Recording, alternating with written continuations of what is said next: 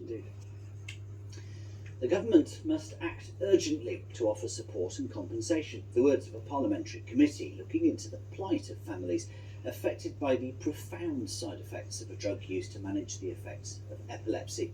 Families like Janet Stockley-Pollard's. Janet, from Felpham near Bognor Regis, took the drug sodium valproate while pregnant. All 4 of her children now have lifelong health conditions.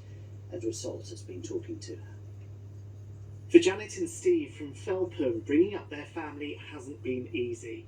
The children range from 23 to 34. The 3 boys have autism, fetal valproate syndrome.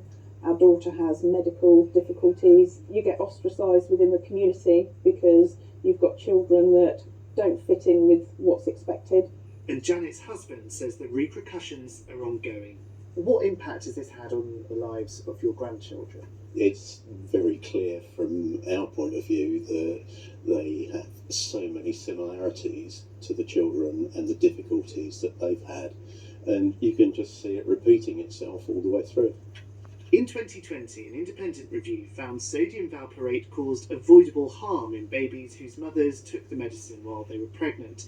The report also recommended a redress scheme, but 2 years on, there's no compensation. Our constant worry is what's going to happen when we're not around to support our children, to fight for them. So having that redress scheme means that things can be put in place for their future.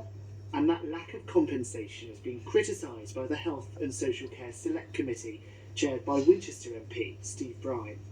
The government's line has been that they should seek redress through the courts. That is not realistic. That is not going to happen. So we want an independent redress agency. It's recommendation number 4.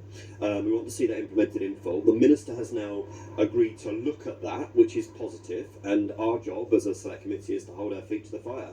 You can bet we will be. A Department of Health spokesperson said that their sympathies remain with all of those avoidably harmed by medical intervention. They say that the Health Minister and Lewis MP Maria Caulfield is working to see what a redress scheme could look like. We've covered Janet and Steve's story for 15 years, from their calls to be heard and to legal challenges. What's your reaction to this review that's been published? All we can do is hope that it will make a change, and it will be not just for our children but for our grandchildren, and we will keep fighting for as long as we have to.